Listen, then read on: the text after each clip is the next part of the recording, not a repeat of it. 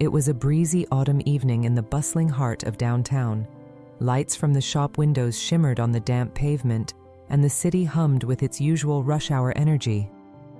Among the crowd of hurried footsteps and glowing phone screens, Ryan, a successful businessman, paused at a traffic light. A routine stop, but what caught his attention wasn't the signal dot. Seated by the corner of the street was an older woman, her clothes worn and tattered, her face weathered by years of hardship.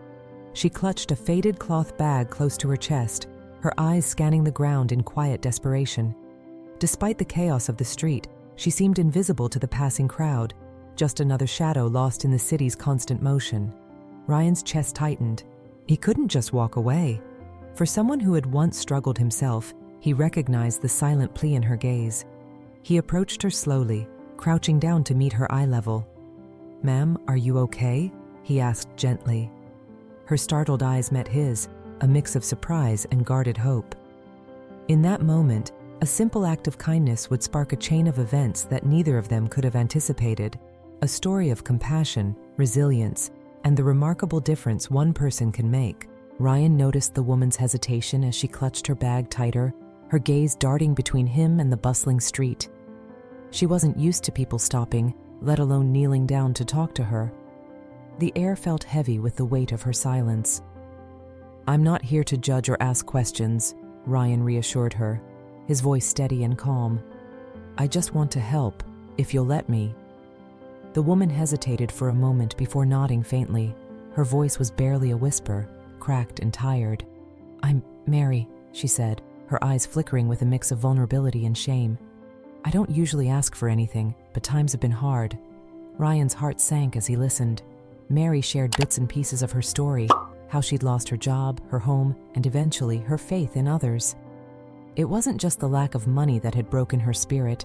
It was the feeling of being invisible, like her existence didn't matter to anyone. Ryan reached into his coat pocket, pulling out his wallet. He handed her a few bills, not much, but enough for a meal and some essentials. "This is just the start," he said softly. "There's a diner right down the street. Let me buy you dinner and sit with you. We can figure something out together."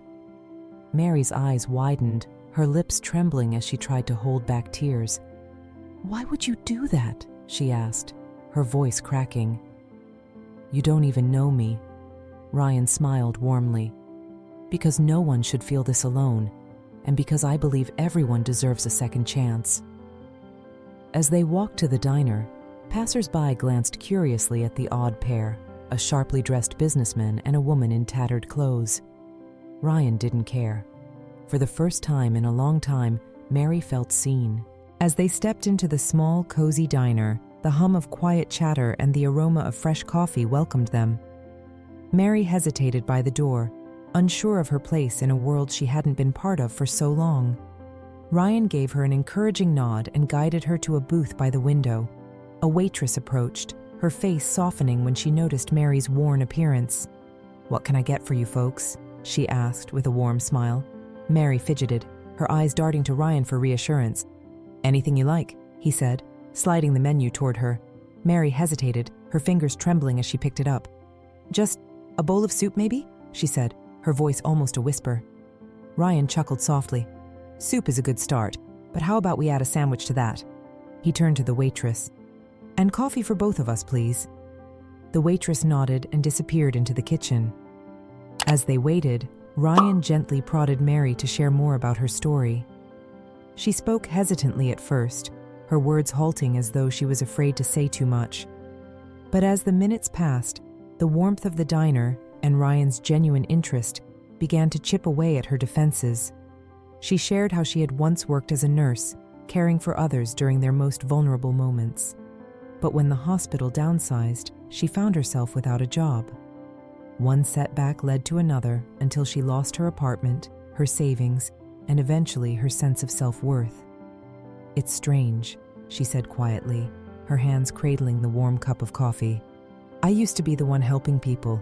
Now I don't even know how to help myself." Ryan's eyes softened. "Sometimes life knocks us down in ways we can't control," he said. "But it's never too late to get back up." As Mary settled into the temporary shelter that night, she found herself overwhelmed with emotions. The simple comfort of a warm bed, a hot meal, and the promise of safety brought tears to her eyes. She stared at the ceiling, reflecting on how quickly her life had begun to change since Ryan stopped to help her. For the first time in years, she allowed herself to dream of something better. In the following weeks, Ryan kept his promise, becoming a steady presence in Mary's life. He connected her with a counselor to help her navigate the emotional weight she carried and introduced her to resources that could provide long-term support. At first, Mary struggled to believe she could start over. Doubts plagued her, and the memories of her hardships felt like chains holding her back. But Ryan's encouragement and unwavering faith in her ability to rebuild became a lifeline. Mary's resilience began to shine. She secured a part-time job at a local bakery, where her genuine kindness quickly won over customers and colleagues alike. Her boss, impressed by her dedication, began giving her additional responsibilities, and Mary found a sense of purpose she hadn't felt in years. With her first paycheck, she treated herself to something she hadn't enjoyed in ages, a new coat to replace the worn one she had clung to during her time on the streets. Inspired by the kindness she had received, Mary decided to give back. She began volunteering at the shelter, offering guidance and encouragement to others who found themselves in similar circumstances. Each evening, she listened to their stories, reminding them that change was possible, just as it had been for her. Her presence became a beacon of hope for many who walked through the shelter's doors. Months passed, and Mary's progress became a testament to the power of compassion. One evening, she stood on the stage at the shelter's annual fundraiser.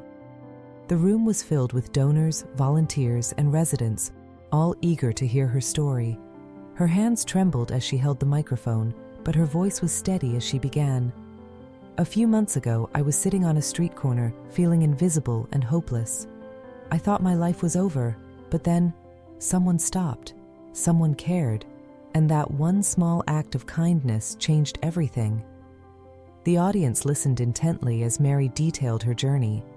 She spoke of the darkness she had faced, the shame she had carried, and the hope that Ryan's compassion had reignited within her. Her words resonated deeply, bringing tears to many eyes. In the crowd, Ryan watched with pride, his heart swelling at the impact of his simple decision to help.